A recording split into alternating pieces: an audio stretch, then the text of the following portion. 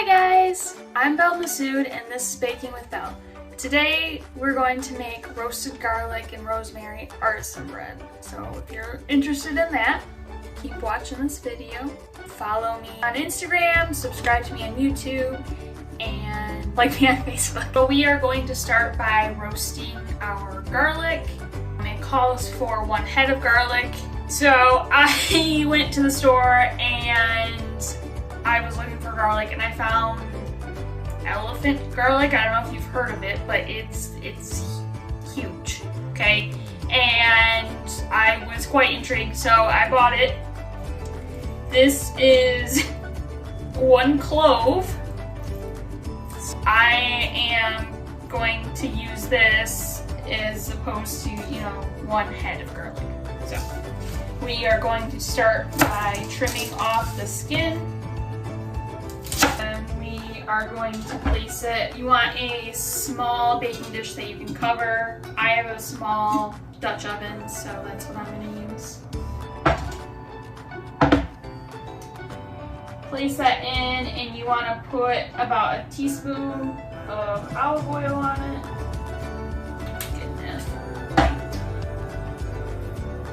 Salt to taste, so just a good amount of salt on it.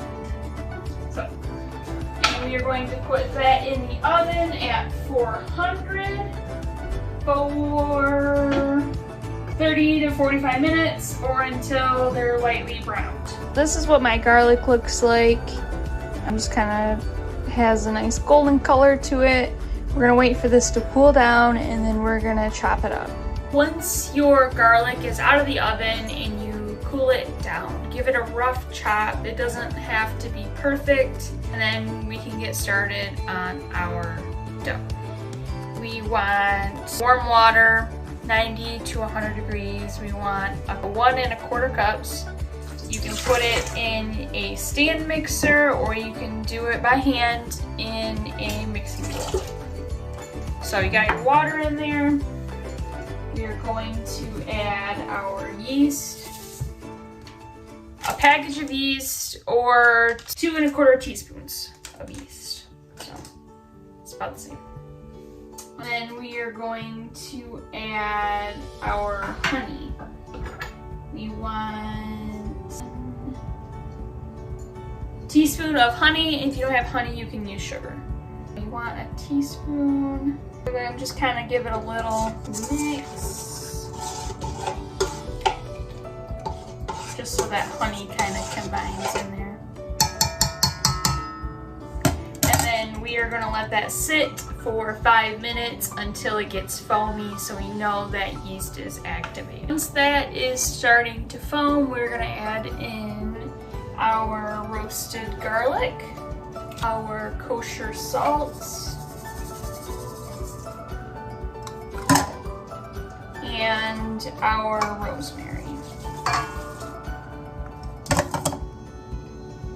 Kind of give that just a little stir. And then we are going to start adding in the flour. You just want to add in a little bit to a time.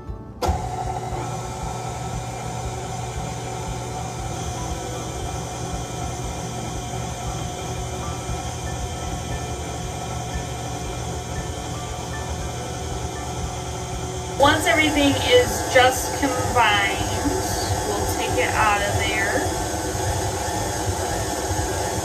It's gonna be, they said a shaggy dough. I don't know what that means, but I'm assuming kind of wet. I think that's about where we want it.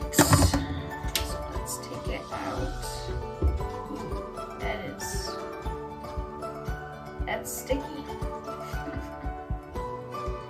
I ended up having to add a little extra flour just from what they had said because it was like still very wet. From here, you can put it in a bowl and cover it with a tea towel for an hour.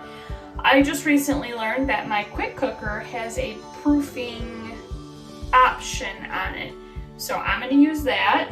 I'm sure Instapot has it too. Don't quote me, but so you put it in there, drizzle it with a little bit of olive oil, just enough to coat it.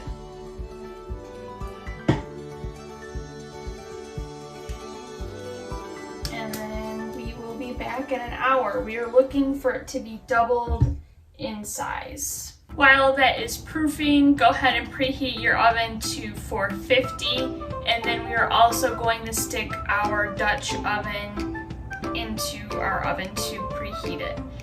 It recommended lining it with parchment paper. That way it's easier to remove the bread once it is done.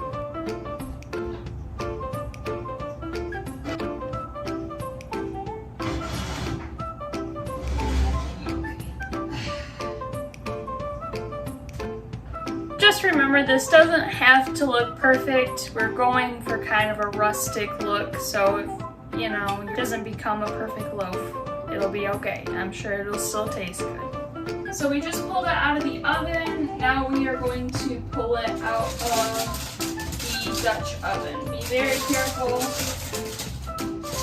Do this. And I'm just putting it on a cooling rack. Once this cools down, give it about 20 minutes and then you can cut in and enjoy. This is what it looks like. I'm gonna go ahead and cut into it to show you guys.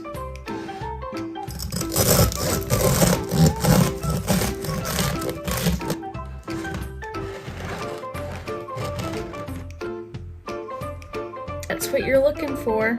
All right, thank you for joining me today. I hope you guys like this video. Don't forget to subscribe on YouTube, follow me on Instagram, and like my Facebook. Thank you. Bye, guys.